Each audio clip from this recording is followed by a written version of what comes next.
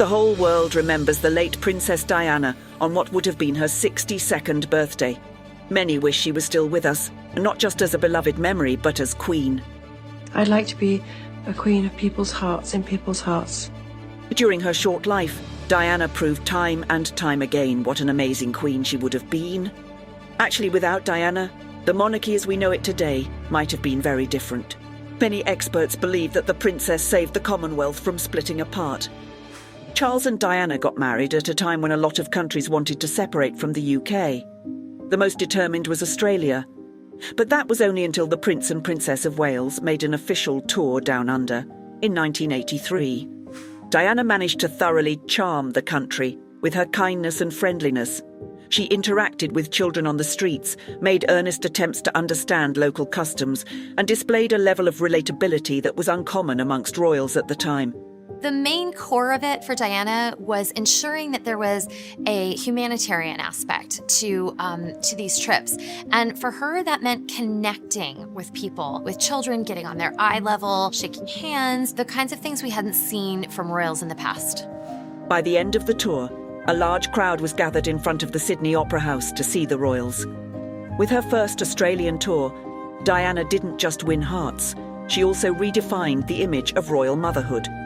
Traditionally, the British monarchy placed duty above all else, even parenting. This was evident when Queen Elizabeth II left Prince Charles behind during her royal tours since he was a baby. And who can forget that icy reunion between the mother and her 3-year-old son after months apart? Back then, many people questioned, isn't the monarchy at its core about raising the next generation?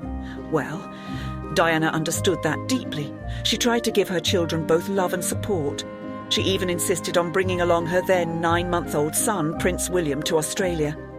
The Princess of Wales didn't hesitate to shower him with hugs and kisses, and she openly talked about her son, which resonated deeply with the public. Does Prince William have a favourite toy?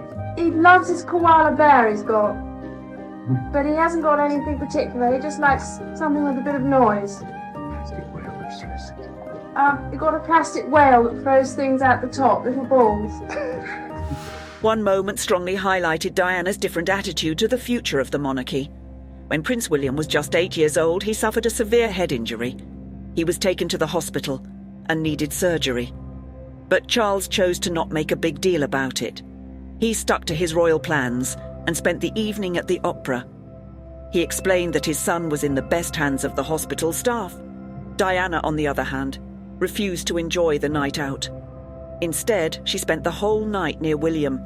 Through her actions, she instilled in her children the importance of kindness and empathy. She also often took William and Harry to charity engagements.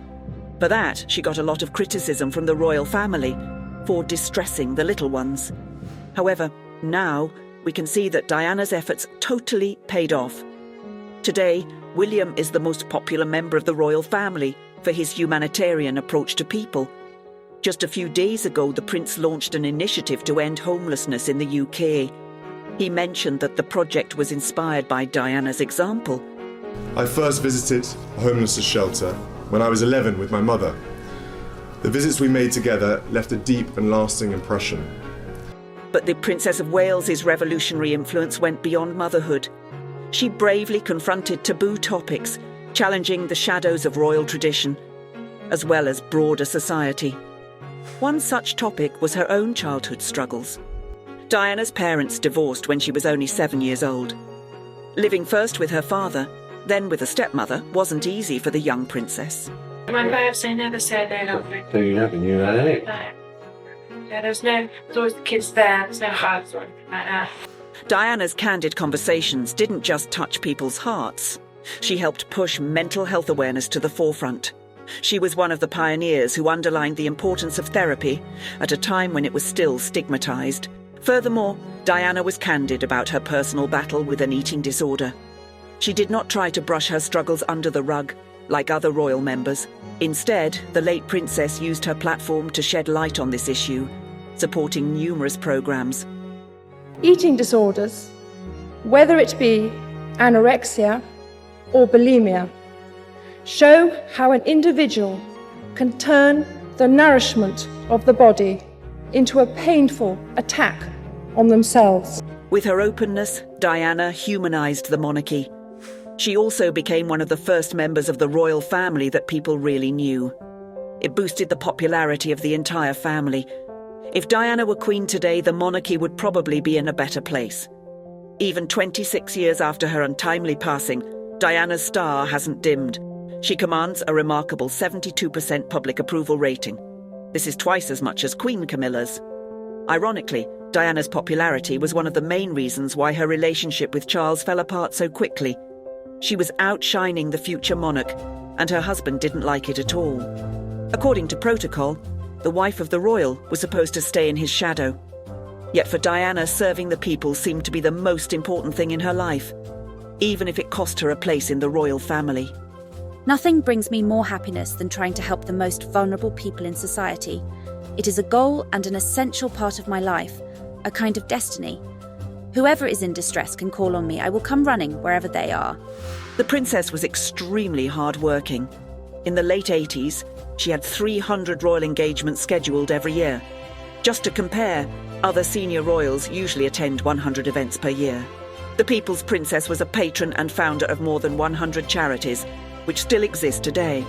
Diana's commitment to her royal duties took her across the globe, from the sprawling landscapes of Canada and the United States to the diverse cultures of Zimbabwe, Nigeria, and New Zealand.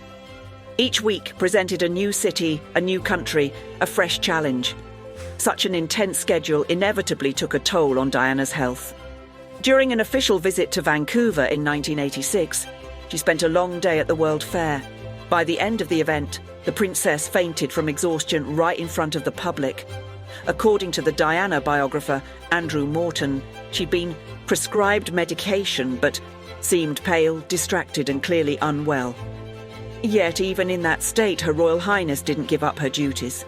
The next day, she departed from Canada to the other end of the world, Japan, to continue her tour. One more thing that truly would have made Diana the perfect queen. She was ready to step outside of royal protocol for the sake of the nation. She was known to spend extra time in hospitals, lending an ear to those in need. But that's not all. The princess totally broke royal protocol when it came to people grappling with life-threatening diseases. Prior to Diana, there hadn't really been any highly publicized kind of events in which members of the public were seen touching people with AIDS, touching people with leprosy. At the time, very little was known about these illnesses. Diana completely changed the stigmas around some medical issues. The media wrote that it was the most significant contribution of the monarchy in the last 200 years. Princess Diana wasn't afraid to visit some controversial spots either. Because I do things differently. Because I don't go by a rule book. Because I lead from the heart, not the head. The princess was the most frequent guest in Africa among all the royals with humanitarian missions. She brought awareness to a lot of overlooked countries like Zimbabwe, Malawi and Botswana. Now most Africans idolize the People's Princess for her impact there. Once Diana seriously risked her life during a visit to Angola. This country is filled with landmines after the war and is one of the most dangerous places. So Diana went there to raise awareness about this problem. She was photographed on a minefield, literally a minefield, where there had been bombs that had gone off. And she was photographed with the full visor and protective visor. And this image went round the whole world.